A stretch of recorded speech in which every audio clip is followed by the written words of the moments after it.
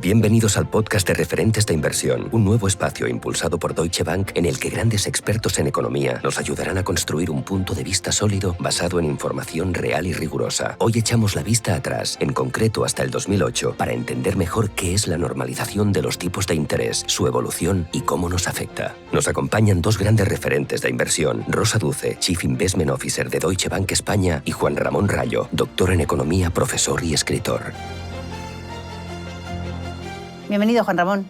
Pues nada, un placer estar aquí con vosotros. Pues muchas gracias. La verdad es que está el mercado muy interesante, la economía, pues qué vamos a decir, y yo creo que bueno, que siempre decimos que para mirar un poco lo que está pasando hoy es bueno ver lo que pasó en el pasado. A mí me preguntan muchas veces hasta qué punto esto que nos está pasando ahora se parece a lo que pasó en la crisis financiera, porque hay mucho miedo, y yo generalmente les digo que no tiene nada que ver, aunque es verdad que el devenir, ¿no?, de la economía siempre es incierto, pero que realmente lo que está ocurriendo hoy no tiene nada que ver ni se parece a lo que pasó hace 13 años o 15 años ya, porque bueno, lo que pasó entonces era como un torpedo a lo que es la sangre, ¿no?, del capitalismo, que es el sector financiero. Y ahora no, ahora tenemos una crisis hasta cierto punto un poco clásica, ¿no?, porque es un problema más de exceso de demanda, de precios que suben, de bancos centrales que tienen que subir los tipos de interés para controlar la inflación. Esto es lo que en su momento se estudia en los libros de economía, ¿no? Hoy en día se estudia la crisis financiera en los libros de economía, pero no precisamente por lo normal, ¿no? No porque sea lo clásico, ¿no? No sé cómo tú lo ves. Hombre, yo no sé si diría tanto que no tiene nada que ver, pero desde luego hay diferencias importantes, ¿no? La diferencia, a mi juicio, más relevante es que aquello fue una crisis de deuda privada. El endeudamiento era fundamentalmente privado, por eso estuvo sobrefinanciado por el sector financiero. Ese endeudamiento privado sufragó, impulsó una burbuja clarísima de activos y de activos de nuevo en el sector privado, en este caso activos inmobiliarios.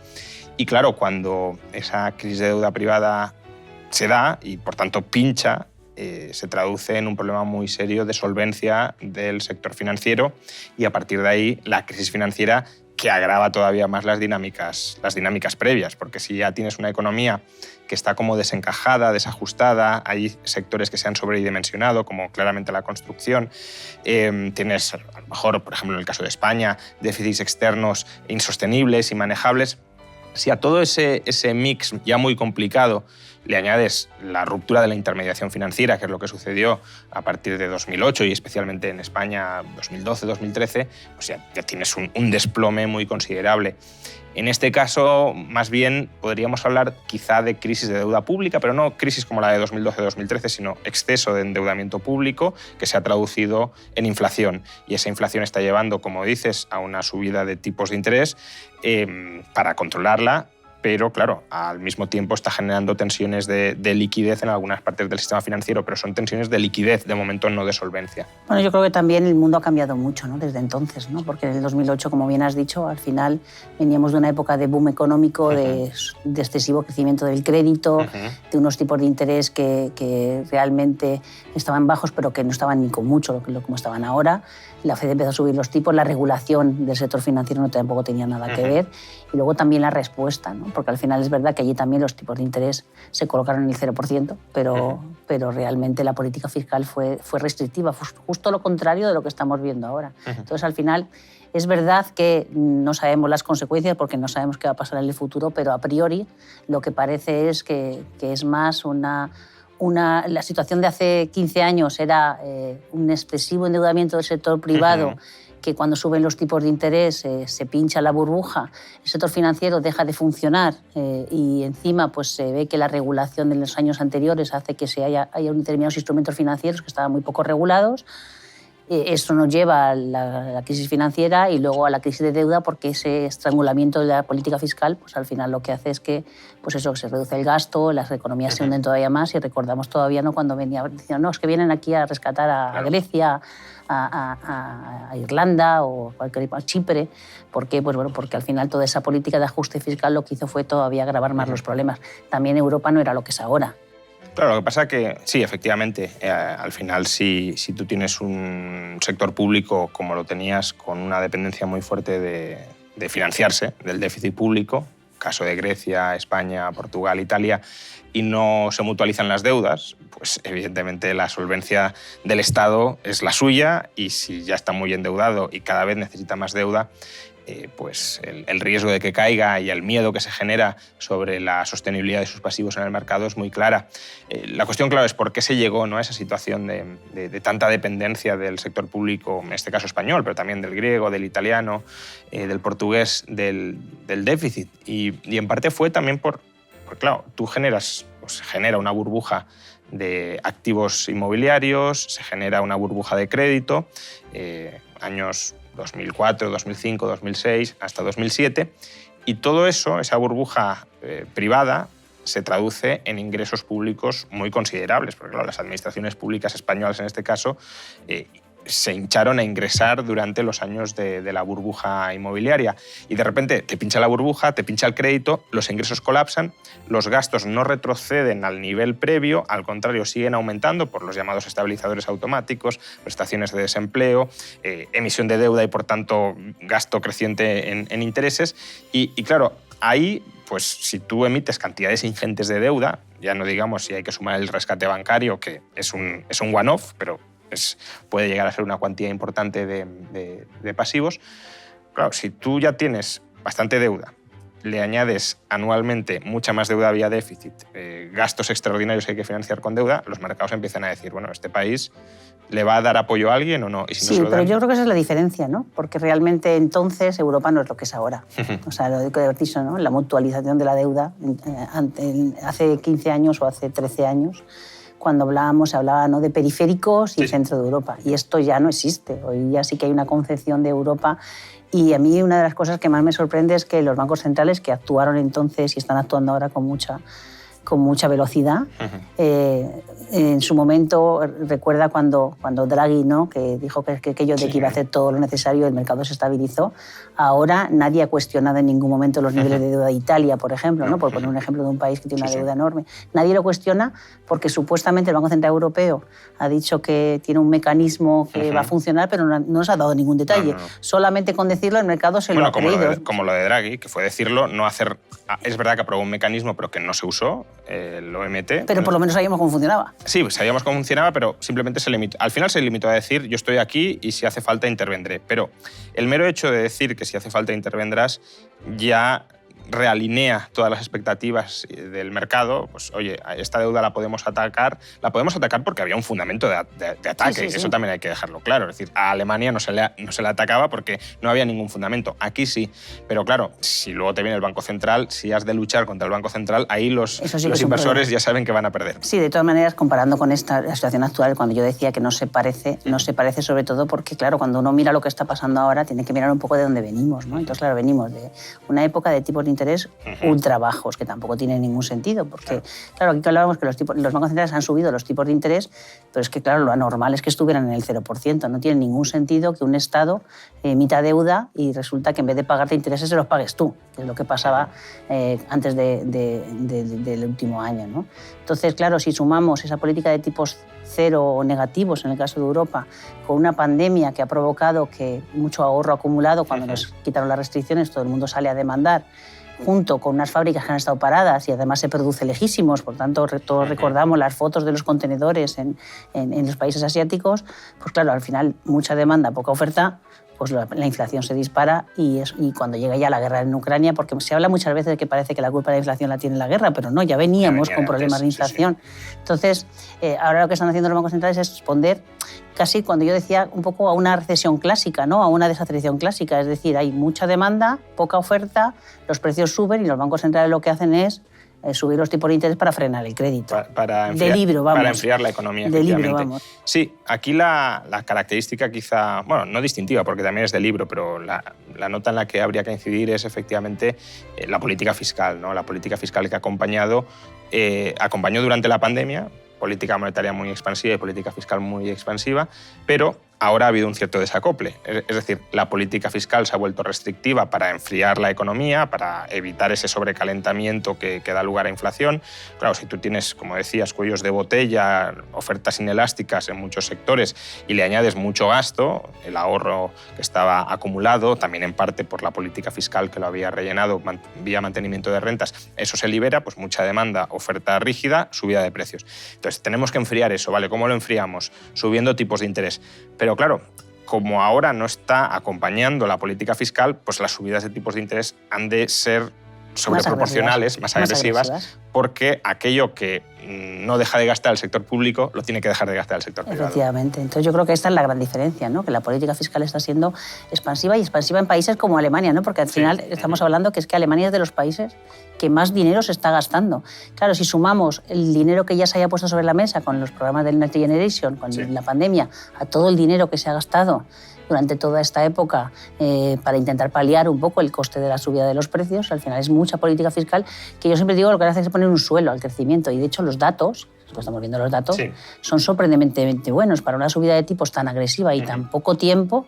Al final los datos están siendo bastante resistentes. No, yo creo que nadie esperábamos una resistencia de la economía, sobre todo europea, ¿no? Porque en Estados Unidos sí que se está notando. Siguen siendo buenos o relativamente buenos respecto a las expectativas, pero sí es verdad, sobre todo a raíz de las últimas revisiones de datos de empleo, que ya empieza a haber una cierta coherencia entre lo que cabía esperar que pudiesen producir las subidas de tipos y el comportamiento de la economía. Pero es verdad que en Europa, sobre todo a principios de este año, porque también hay que decir que la segunda mitad de 2022 fue floja. Y además había muchas dudas entonces, se hablaba mucho de recesión, de que el invierno iba a ser muy duro en Europa, de que nos iban a cortar, bueno, nosotros no, pero sí Alemania. De hecho, en el cuarto trimestre, si excluimos a Irlanda, cuyo PIB pues, presenta ciertas dificultades de medición, el PIB de la eurozona sí se contrajo en el cuarto trimestre de este año. No fue recesión porque no fueron dos seguidos, pero sí hubo una contracción. Y España, por ejemplo, también en el segundo semestre tuvo un crecimiento flojito, es decir, estamos hablando de un crecimiento del 0,4 que anualizado sería menos del 1. Pero es verdad que desde que ha comenzado el año hemos tenido datos muy buenos, tanto de actividad como de empleo. Probablemente influido tanto por la política fiscal cuanto por un shock energético positivo, que es lo contrario de lo que sucedió. Lo que no pasó el año pasado. Lo que no pasó en el año pasado, ¿no? En el segundo semestre tuvimos un shock energético negativo que nos arrastró hacia abajo y ahora que se ha abaratado el petróleo y el resto de materias primas, pues tenemos un shock energético positivo que nos está ayudando. La cuestión, claro, es qué terminará sucediendo si los tipos de interés se mantienen no a niveles más altos que los que teníamos la década pasada, que eso obviamente va a suceder, sino en los niveles actuales o incluso algo más altos durante cierto tiempo, y ese shock energético positivo, su efecto se va disipando en el tiempo. Ahí sí que hay más incertidumbres de cuánto podrá llegar a resistir la economía europea, pero desde luego, de momento, los datos están siendo sorprendentemente buenos. De momento parece que la Reserva Federal podría haber ya tocado fin el techo. Y el Banco Central Europeo yo creo que todavía le puede quedar algo de recorrido, pero tampoco muchísimo. La verdad que como ha subido ya 350 puntos en menos de un año, o casi un año, pues la verdad es que ya tenemos subida de tipo suficiente. Pero vamos, la pinta que tiene es que el Banco Central Europeo probablemente siga subiendo algo más. En cualquier caso, la economía ha resistido. Y yo siempre digo lo mismo, siempre pasa algo, porque parece que tenemos la memoria muy corta, siempre estamos pensando, no, esto no había pasado nunca. Pues probablemente siempre nos pondríamos en el tiempo y cada vez que pasa alguno de estos episodios no ha pasado nunca.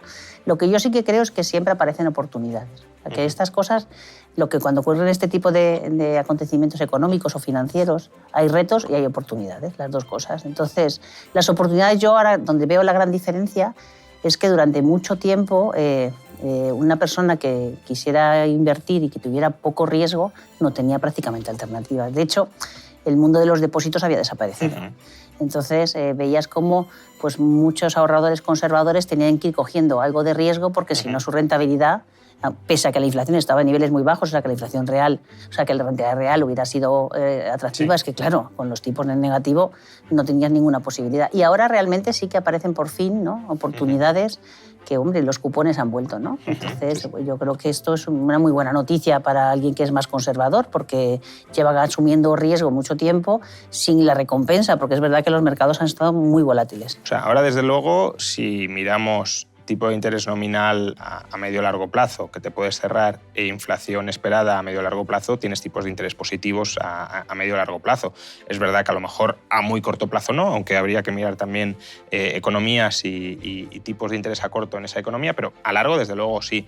Y esto tiene sentido dentro de esa política de restricción monetaria para enfriar la economía, ¿no? Es un principio básico que para conseguir enfriar la economía necesitas que los tipos de interés reales sean positivos, porque si tú subes los tipos nominales pero la inflación te sube más, ya no la inflación de este año, sino la esperada, pues entonces sigues teniendo una política monetaria expansiva. Entonces, el Banco Central tiene que conseguir, aunque sea a corto plazo o a corto o medio plazo, esos tipos reales positivos. Y eso, evidentemente, para el ahorrador que tenga cierta confianza en esa economía y en las perspectivas de futuro, pues es una oportunidad buena, porque es un momento en el que los tipos están anormalmente altos en relación con la inflación que va a haber a medio o largo plazo, precisamente para eso, para que se normalice la inflación. Sí, la verdad es que es curioso porque en un solo año hemos pasado de tener tipos en el cero con inflaciones que estaban, bueno, hace ya más de un año y medio que la inflación está subiendo, pero teníamos inflaciones muy bajas con tipos de interés muy bajos y ahora tenemos inflaciones muy altas, las máximas en 40 años, con tipos de interés que están acordes a esas cifras de inflación.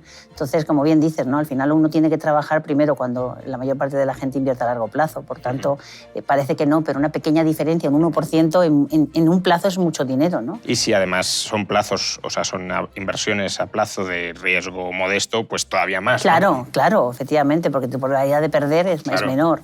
Entonces estamos en un mundo en el que los tipos se han normalizado, ahora están más altos de lo que deberían estar en un territorio neutral, pero está claro que el cero tampoco tenía sentido.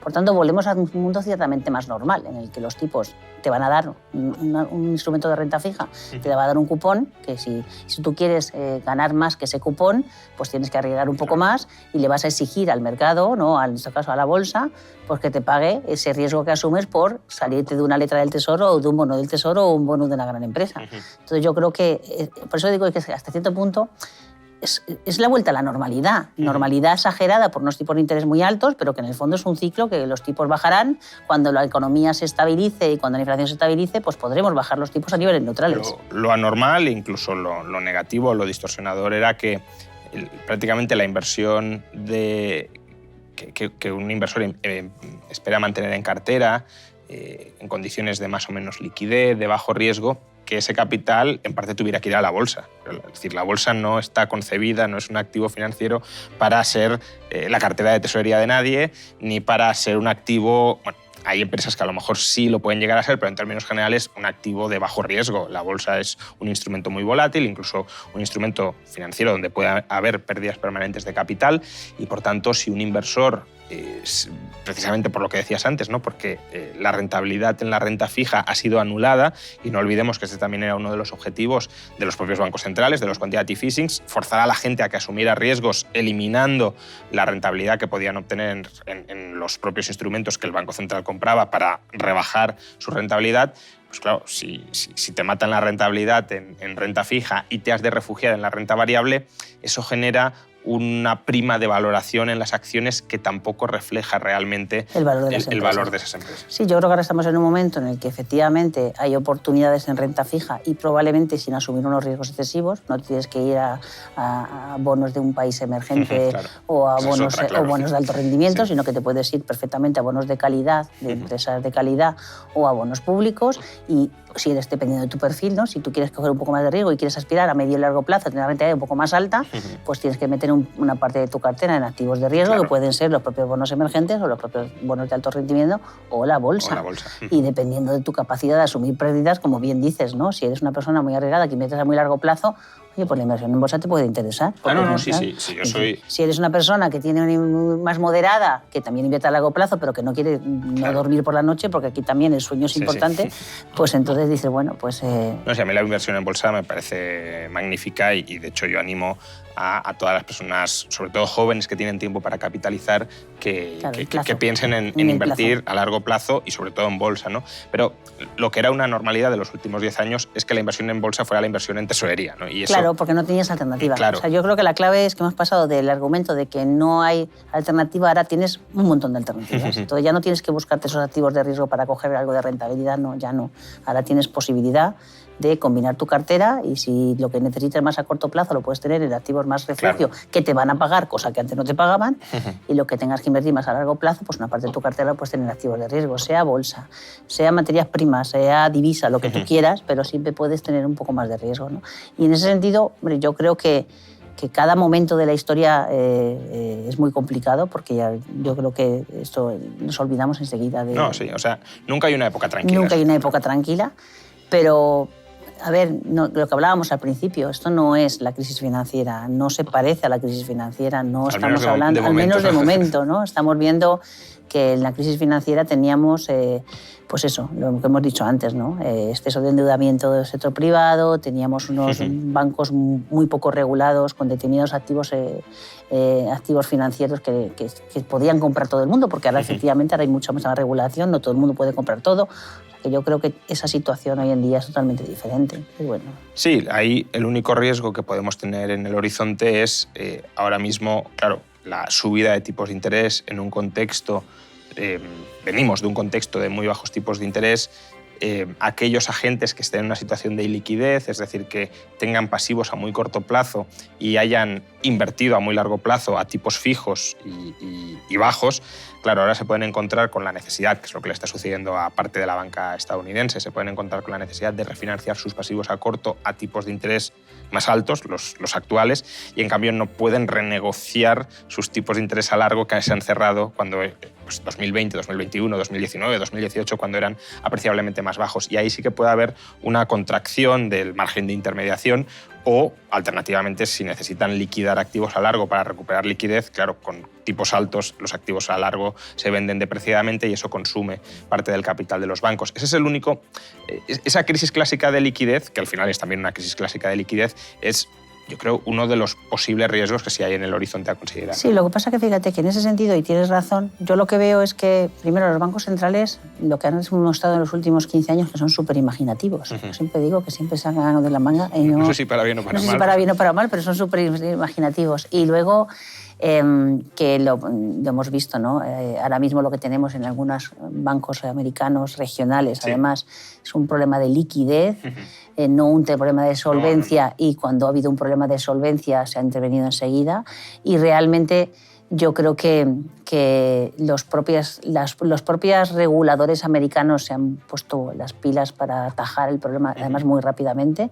Aquí en Europa pasa igual, o sea, aquí no tenemos ningún problema, y además el Banco Central Europeo, quizá donde podemos ver algún problema y donde tiene el mercado que saber un poco cómo encajar, es el hecho de que el Banco Central Europeo ha dejado de comprar deuda. Claro. O sigue comprando, pero ya no reinvierte toda su cartera de deuda. Entonces, eso es después de muchos años en el que efectivamente los estados estaban financiando y también las empresas, gracias al Banco Central, bueno, pues el mercado lo tiene que digerir. Es verdad que el entorno económico lo está permitiendo y no ha habido ningún problema. Y no tendría por qué haberlo, ¿no? Entonces yo, a ver, como resumen, yo diría que retos hay siempre, los has dicho, los tenemos y pueden aparecer. Pero a mí me parece que no es una situación, desde luego, comparable a lo que pasamos en la crisis financiera, que fue mucho más grave y, de hecho, las consecuencias las hemos sufrido casi hasta allá, porque los tipos de interés se mantuvieron en el 0% y no han subido porque no hemos conseguido terminar de remontar el crecimiento como veníamos creciendo antes de la crisis. Es que España ha recuperado su nivel de renta per cápita de 2007 hace nada. De 2007. Por eso. O sea, que realmente no podemos compararlo. Esto la economía se está enfriando, está aguantando, lo hemos comentado. La economía está aguantando sorprendentemente bien a esta subida tan agresiva de los tipos de interés. Es verdad que nos está ayudando la energía, pero en el fondo los precios siguen estando muy altos y aún así sigue habiendo el turismo, por ejemplo, en España sigue funcionando muy bien. O sea, que realmente, sobre todo en Europa, porque en Estados Unidos es verdad que la economía lo está notando más, pero en Europa parece que la economía está resistiendo. Entonces tenemos un entorno en el que la economía parece que resiste. Si miramos un poco lo que piensan la mayor parte de los organismos internacionales, el año 2024 es un año de mayor crecimiento. Unos bancos centrales que estarían cerca del final. La FED ya habría terminado, el Banco Central Europeo le queda muy poco. Unos tipos de interés que están en niveles altos, que probablemente no bajen en este año y en Europa probablemente el que viene tampoco, pero que en Estados Unidos, cuando realmente la economía sufre, terminarán por bajar probablemente el año que viene. Sí, bueno, eso esperan los mercados. Claro, entonces realmente a mí no me parece que sea un entorno muy negativo. Y desde luego lo que sí que tiene es pues eso, que hemos recuperado, ¿no? Instrumentos de inversión que habían desaparecido con la crisis financiera. Entonces, haciendo el balance, pese a todos los problemas que pueden aparecer, que no digo que no, claro, yo creo que el balance ahora mismo es bastante favorable. O sea, no es catastrófico, desde luego, y habrá que estar alerta de todo lo que pueda salir mal, porque hay cosas que pueden salir mal, pero bueno, eso es una constante en la historia, como hemos mencionado, que siempre hay cosas que pueden salir muy mal, pero bueno, cuando hay cambios fuertes, ¿no? Y hemos experimentado un cambio muy fuerte en la política de tipos de interés, pues hay quizá más cosas que puedan salir mal. De momento no está siendo, como decía, en absoluto catastrófico o catastrófica esa normalización monetaria, pero bueno, habrá que estar alerta y alerta también para aprovechar las oportunidades que surjan, evidentemente. Pues muy bien, pues muchas gracias, Juan Ramón, por estar aquí con nosotros. Nada, ha sido un auténtico placer. Igualmente, hasta luego. Descubra más en referentesdeinversión.es.